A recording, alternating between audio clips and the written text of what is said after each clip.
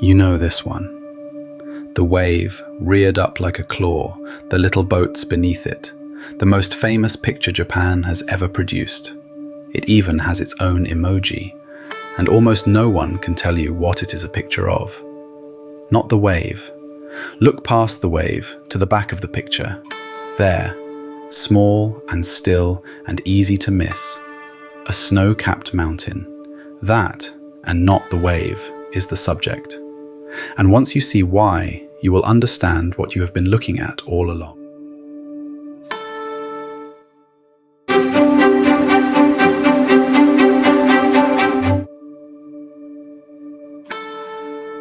Step back and meet the picture whole. The Great Wave of Kanagawa, by its proper name, Under the Wave of Kanagawa, Katsushika Hokusai, Japan around 1831. And the first thing to know is the simplest. This is not a painting. It is a print, ink on paper pulled from carved blocks of wood. Hold on to that, it will matter at the end. What it shows is an ordinary morning at sea. 3 fast boats running fresh fish to the markets of Edo, the city we now call Tokyo. Count the men. 8 at the oars in each boat, and 2 more crouched at the front. Around 30 of them in all. And they are in trouble. A wave has risen over them, and it is about to fall. Behind it, the sun is coming up. And there, under the curl, is the mountain. Because this picture has a full name you were probably never told, it belongs to a set, 36 views of Mount Fuji. The wave is not the subject of that series, Fuji is. The wave is only the view.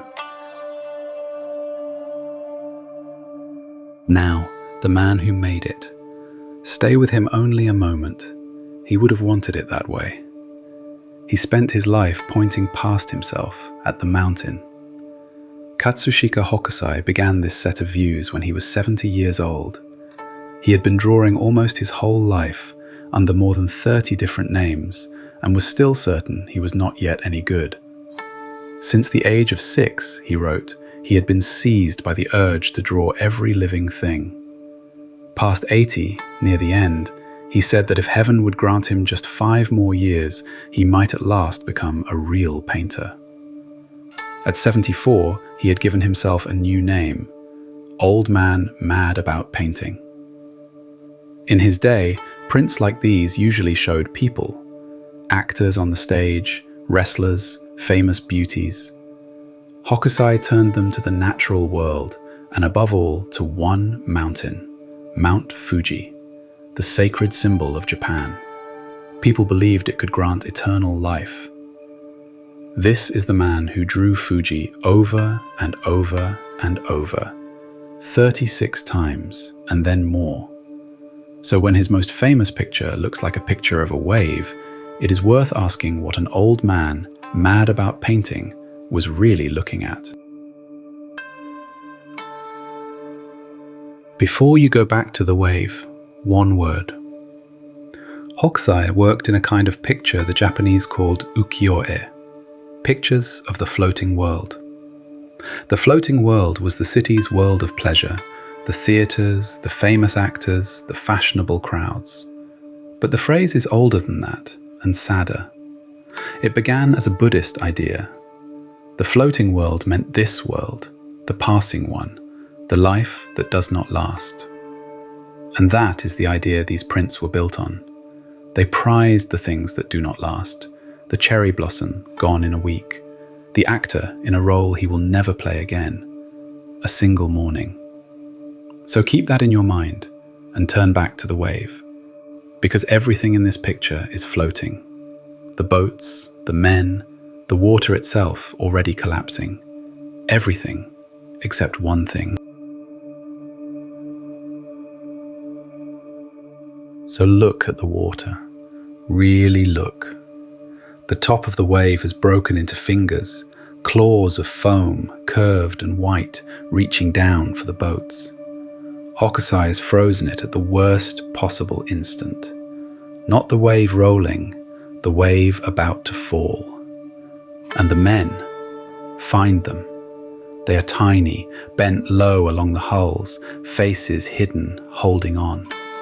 He gives you no hero to watch this from a safe distance. He puts you down in the bottom of the boat, with them, under the claw. This is the part everyone remembers. The threat, the drama, the wave that fills the frame. It is also the decoy.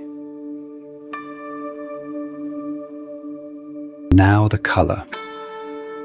Almost all of this picture is blue. One blue doing nearly all the work. And that blue was new to Japan. For centuries, Japanese printmakers had made their blues from plants, soft, lovely, and fading. Hang a plant blue in the light and it fades and keeps fading until it is barely there at all. This blue came from Europe, a chemist's color called Prussian blue, deep and cold and above all, lasting. It did not fade the way the plant blues did. It was new enough to be a sensation. Part of the reason these prints sold the way they did was simply that hard, brilliant, lasting blue. So hold the two ideas side by side. A picture about a world that does not last, printed for the first time in a color built to last forever. So come back, one last time, to the mountain. You have been watching the wave this whole time. That was the plan. Find Fuji again. Small, blue and white, perfectly still, at the dead center of the storm. The sacred mountain. For centuries, the shape Japan has held for the thing that does not pass. Now look at the great wave's curl, the way it arcs up and over and down. It draws a ring, a frame, and the thing it frames is Fuji. The wave does not bury the mountain, it points to it. And there is one more thing, the thing you were never meant to catch.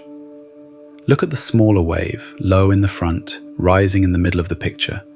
It has the same shape, the long slope, the white crest, the peak. It is a second Fuji, a Fuji made of water. And because it rises in the foreground, close to you, while the real mountain is far away, the wave made of water looks the larger of the two. That is the whole picture, in one quiet turn. The thing that lasts forever, made small. The thing that is gone in a second, made huge. Hokusai did not paint a wave. He painted the mountain, and he hid it twice. So here is the strangest thing of all. There is no original. Remember what you were told at the start. This is not a painting. No single great wave hangs on a wall somewhere as the true one. It was made the way all these prints were made, as a product, by a team. Hokusai drew the design, but he did not cut it, and he did not print it. A publisher paid for it. A carver, after 10 years of training, cut the lines into a block of cherry wood. A printer inked the blocks and pressed the paper down by hand, one color at a time. Their names are nowhere on it. And it was cheap. A single print cost about the price of a bowl of noodles. Anyone could own a wave. So it was printed, and printed, and printed again. There was never one great wave. There were always many. A throwaway picture of a throwaway world, which makes where this throwaway picture ended up almost impossible to believe. In the second half of that century, these cheap prints began to leave Japan. They surfaced in Paris, in the shops of dealers selling curiosities from Japan. They were light and cheap and unlike anything European eyes had seen. In 1867, at the Great World Fair in Paris, the Japanese pavilion drew more attention than any other. And in the years that followed, the French gave the fever a name: Japonisme. The painters fell on it: Manet, Degas, Monet, Mary Cassatt, and a young Van Gogh who pinned Japanese prints to his wall and copied them by hand. They took the flat, bright color, the steep angles, the bold, empty space, the daring of a picture that crops the world hard, the way the wave crashes past the edge of the frame. A print made by hand and sold for the price of a bowl of noodles helped turn the course of Western art. Hokusai never knew.